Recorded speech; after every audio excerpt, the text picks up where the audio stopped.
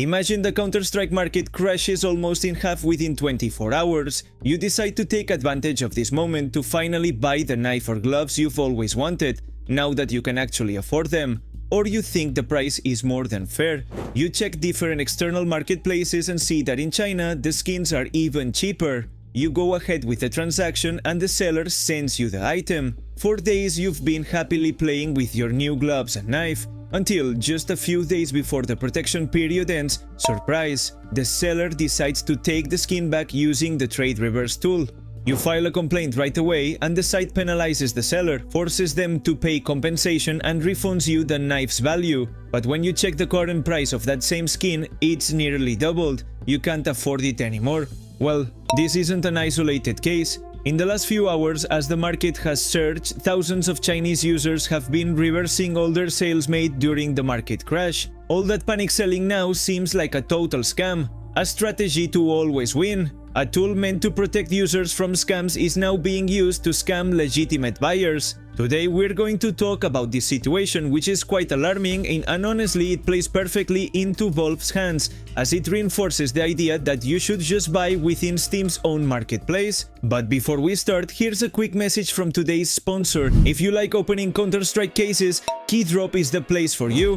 Take part in all kinds of exciting case battles, open themed cases, and complete seasonal event passes. If you use the code SENDO, you'll get a 20% bonus on deposits plus a 50-cent bonus if it's your first time. You can pay with all kinds of cards or even with your own skins. And that's not all. By using my code, you also get access to huge giveaways with thousands of dollars in prizes. Keydrop is only for players over 18, so always play responsibly and with money you can afford to lose.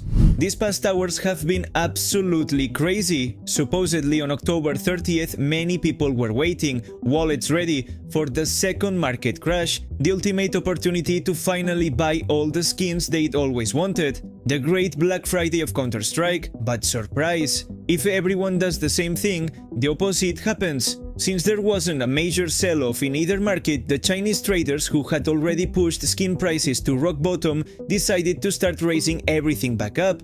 And taking advantage of everyone's desperation to buy skins at any cost, the market value has skyrocketed again, reaching $4.5 billion, a full billion higher than its lowest point. This sudden rise in prices has even led Chinese users to start buying again out of fear of missing out, which in turn pushed prices up even more. And as always, those who panicked and sold low now want to recover their losses by any means possible. Yesterday, thousands of users reported that their skins were reversed, that the knife or gloves they had finally bought were no longer in their inventory. The sellers had simply used the trade reverse feature to reclaim their items, not caring about getting banned from the marketplace where they sold them. In the past, when some kind of market manipulation happened, like a $5 skin suddenly spiking to $300, a few users would use trade reverse to reclaim it and resell it 30 days later. But that was rare. Now, tons of traders and buyers using Chinese platforms to get better deals are being told their skins are gone, refunded in cash, but the item now costs double. I think the Chinese users' strategy worked brilliantly for them. They panicked harder than anyone during the crash, pushing prices to the floor. Meanwhile, Western users on CS Float and other platforms tried to slow the fall. But the Chinese didn't care. The lower their prices, the more everyone wanted to save money and buy from them. Now that the market's recovered because they themselves raised the prices, we can see how this massive drop was really a win-win for them. If they sell cheap skins and the market keeps falling, fine, it's the buyer who loses money. If the market rebounds and prices double, the buyer still loses, because the seller can just reverse the trade and resell it a month later, possibly for even more. And this is dangerous because the trade reversal doesn't just affect one skin, it can undo your entire transaction history. Some people are seeing reversals even on items that only rose by $3 in the last 24 hours. So no matter what happens in the market, the seller never loses because they're using a protection tool meant to prevent scams, to actually scam others. Some sellers keep their word and accept the price they sold at.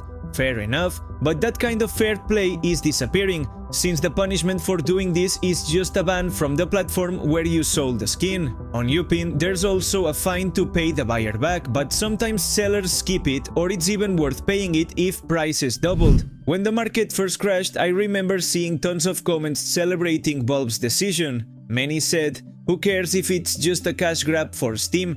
At least players can finally buy cheap skins."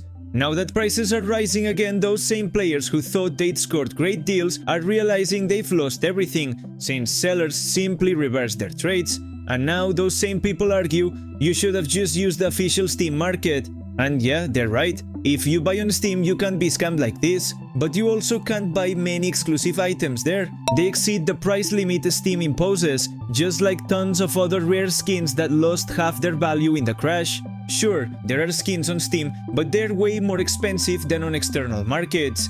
And suddenly, fake lawyers and experts are popping up saying we deserve it for buying from illegal markets. They talk as if these were dark websites, when in reality they comply with all laws and even require identity verification before you can withdraw a single cent. CS Float is based in the United States, pays taxes and operates as a legal business. Upin and Buff follow China's strict government regulations. Many quote Steam stores saying selling skins for real money is a bannable offense, but it's Valve itself that tolerates these marketplaces as long as they operate within legal frameworks. If these marketplaces were truly illegal, Valve would have shut them down years ago, yet they're still around even after the market crash. Steam's market charges a 15% selling fee, lacks key filters like float, tier or gem type, and doesn't let users properly browse skins. If Steam were smart, it would improve these features and compete fairly. You can't blame people for wanting to save $300 on a knife. The same people who celebrated the crash, claiming it was justice for inventory holders, are now cheering that buyers lost their new skins because they didn't use Steam. Truth is, they just hate seeing others spend their money freely. The Trade Reverse tool was designed to help players recover stolen inventories within 8 days. And it's a great idea. With how common skin theft is, this protection was much needed. But even then, people still find ways to abuse it. And with the latest market chaos, those who lost money are using it to cut their losses, since the punishment is so small. A 30-day trade ban. That's barely a slap on the wrist. This system was meant to help people not to scam others and shouldn't be abused like this. But at the same time, all these incidents are boosting Steam's own market, since on their platform you can't get reversed even if you paid hundreds more. And honestly, if Steam reduced its fees, say to 2% like most external sites, and raised its price limits, tons of people would switch to using it. Even I would, because it'd save a lot of trouble. But now we have to ask, did the market really crash that hard? If a large number of cheap sold skins were just reversed and returned to sellers, what was the point of the crash? From now on, whenever the market drops, if you buy any skin, you're at constant risk for 8 days of losing it again the moment prices go up. Honestly, I'm not surprised this is happening, but once again it's the consumers who lose. Cheap buyers are punished, red skins have skyrocketed, and once again only those with money can afford the good stuff. Hope you enjoyed the video. As always, any CS2 news will be on the channel.